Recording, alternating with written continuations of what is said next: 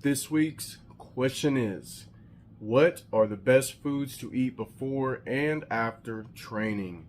Let's get into it.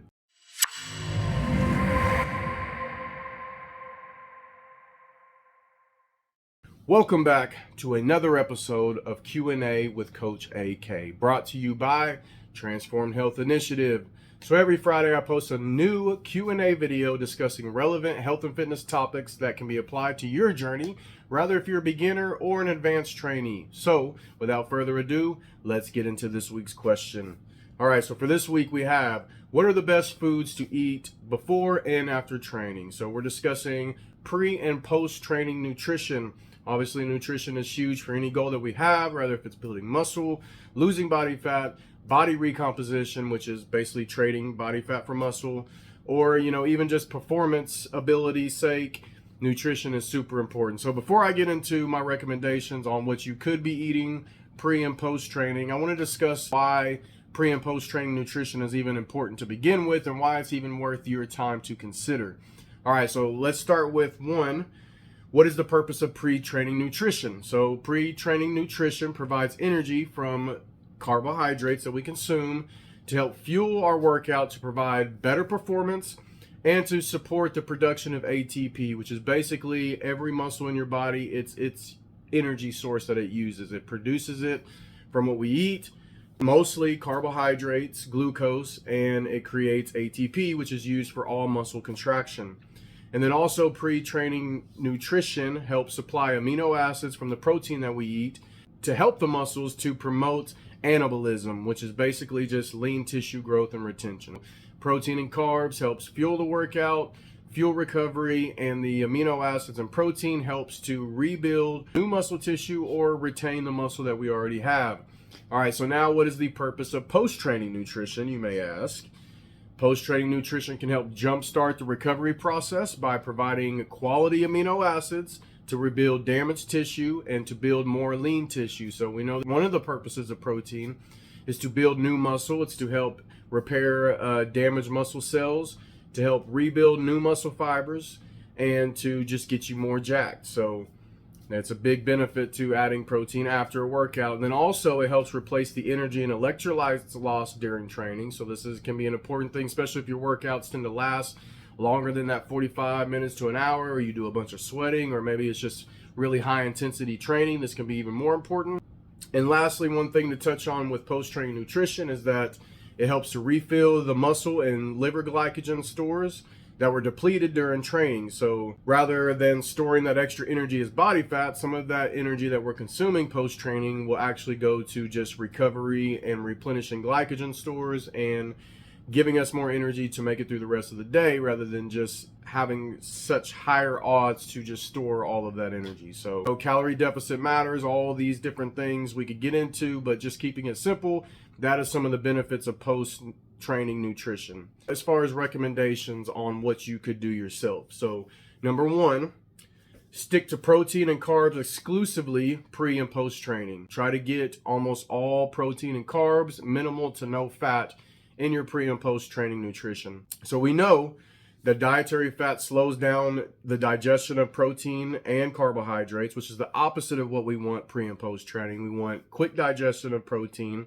so we can get those amino acids to the muscle. We want quick digesting carbohydrates, quick accessible glucose to help fuel our workout, to give us energy for our workout, and to help with the recovery process immediately. The quicker we can start recovering, the faster we will recover, the better results we'll typically have over the long run. We want amino acids and glucose from carbohydrates to be easily accessible for energy needs and recovery. Like I said, we want quick sources that can get directly into the muscle, directly into the tissue, and start doing what we want it to do. And a bonus here, skipping fats pre and post training allows you to eat more fats at the other meals of the day, which means more tasty meals later. So, if you work out, let's say 11 o'clock in the morning, you can wake up, have you a nice healthy breakfast, whether if it's some eggs or some toast with peanut butter, whatever it is, enjoy that meal. Then, an hour or two before training, have your protein and carbs. And then post-training protein and carbs. And then now you have extra fats left over for some more tastier foods later on in the day. because you didn't eat those fats pre and post training. Next up, aim for about 15 to 30 grams of protein pre and post training. Now this depends on your body size and your macronutrient needs. So maybe for some people, if you're on the smaller side, 15 grams works perfect. If you're on the larger side, you may want to aim more for that 30 grams, or however you break down your macros for the day. But we want a decent amount pre and post training. This will help spike muscle protein synthesis, which is basically your body utilizing protein for the purpose that we want it, which is to build more tissue, to activate that process. Aiming for that amount before and after just kind of covers what we need it to cover and will help us that much more with recovery. And then lastly, put a good portion of your daily carbohydrate consumption pre and post training, so you're getting the most out of your nutrition and training. Carbs are a perfect fuel for activity, for all types of activity, especially strength training. It'll help you feel better. It'll help you with those last few reps, not just gassing out the tank so quickly. And then it'll help you start feeling more normal after training, and just, again, providing the energy that the muscles need to not only heal, but to grow more tissue in the days and weeks to follow. All right, point number 2 I'm going to touch on is meal timing. All right, so pre-training meal timing. We want to aim for about 1 to 2 hours pre-training for solid foods. So this is going to be, like your meats and, rice, those type of things, your more solid food sources. This allows time for proper digestion and absorption of these nutrients to be able to use them during your workout.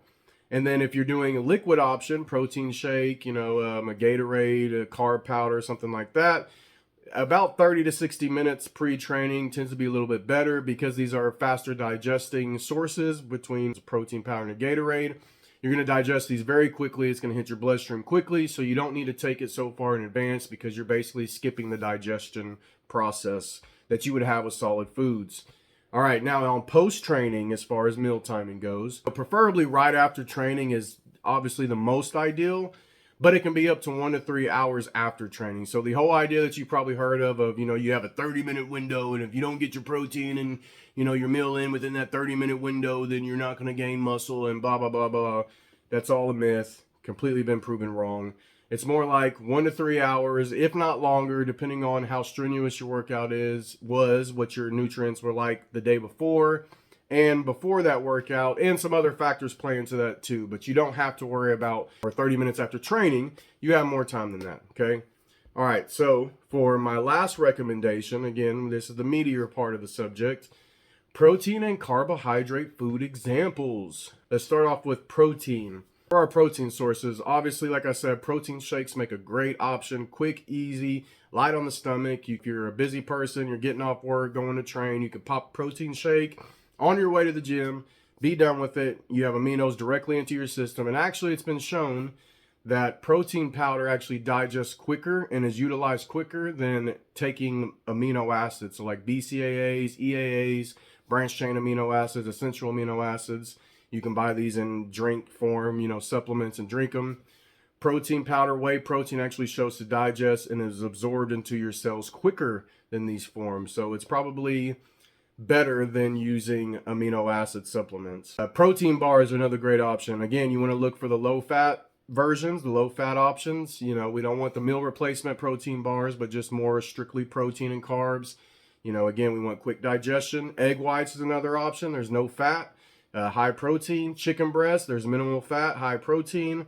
And then your lean minced meats or ground meats like ground beef, ground turkey, ground chicken. So if you get the leaner options, the 93.7, the 96.4, turkey goes all the way up to 99% fat-free. You're skipping out on the slower digestion without the fats, but getting that good protein source. Now, on carbohydrate sources, carbohydrate powders are obviously superior for the fact that you don't have to digest them at all. You literally consume it, and you can be training 10, 15 minutes later, and that your body is utilizing those carbohydrates. This would be a supplement that you can get pretty much anywhere, and Amazon covers all of our needs if we can't find it at a store. So that's a great option. But if not, next I would go to like low fiber fruits, because you're getting micronutrients with it. It's healthier. And then again, where fiber has a similar effect as dietary fat does in slowing down digestion, making us digest things slower. So skipping on the fiber, going more for the sugary fruits like bananas, oranges, pineapples, watermelon, grape,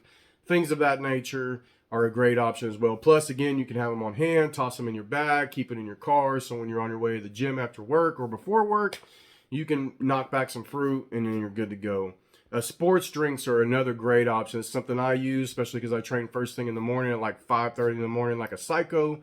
So sports drinks are another great option. Now, don't go for the 0-calorie options if you're using this as a carb source, because obviously those do not have any carbohydrates or calories at all.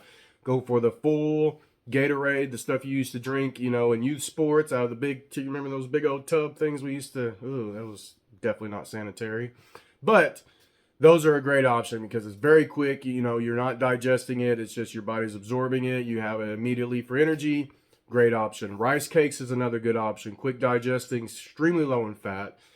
Fruity or sour candies. Now, I'm obviously going down the health pedestals. So, obviously the ones at the top are going to be healthier for you. These ones at the bottom, maybe not on the health factor so much, but they work great if you work them into your macros. Fruity or sour candies. Now, be careful with these to not overconsume, like your Skittles, your gummy bears, all those stuff. But those work as a great option that you can have on hand, have in your bag. Be ready wherever you are. You don't even have to think about it. Pop some in. I would just really make sure you're fitting these into your macros, that you're tracking this, just so you know that you're not overconsuming, because candy's delicious. It's small. It's high in calories. It's easy to consume. But the fruity and sweet candies, again, are no fat for most of them, and they absorb quickly. Good to go there. 0 or low fat cereals, so like Frosted Flakes, these type of things. Usually your fruitier cereals tend to have less fat. Again, we want to keep those fats low, so 0 to low fat cereals. And then my personal favorite to keep on hand and taste delicious and makes your life just that much better, especially if dieting, is Rice Krispie Treats. Again, another option that you can keep on hand, keep in the car, keep wherever you need it, and you're good to go. And they taste delicious. And they're easy to work into your macros because most of them have the label, exactly what's contained in them on the actual label itself, so you could track it easily. So there are some options for protein and carb choices that you can use if you want to. See what works best for you, what works best for your schedule. There's no wrong answers here. We just want to keep the fat minimal. We want to keep protein and carbs high, and we want to keep it within our calorie needs, rather if that's a restriction or a surplus. So we're still reaching our goal and not jeopardizing anything, but have fuel to help with our recovery and training. I hope this information benefits you in your health and fitness journey. If you like this type of content and you want to hear more, then please like, share, comment, do all that good YouTube stuff to help get this information out to more people, and so I have a better idea of what type of content that you guys want to hear. For more details about my online in-person training, please visit www.transformhealthcoach.com. Sign up for a free 20-minute virtual consultation to see if the Transformed Health Initiative team is right for you. All right, guys, we will see you next week on another episode of Q&A with Coach AK. Peace.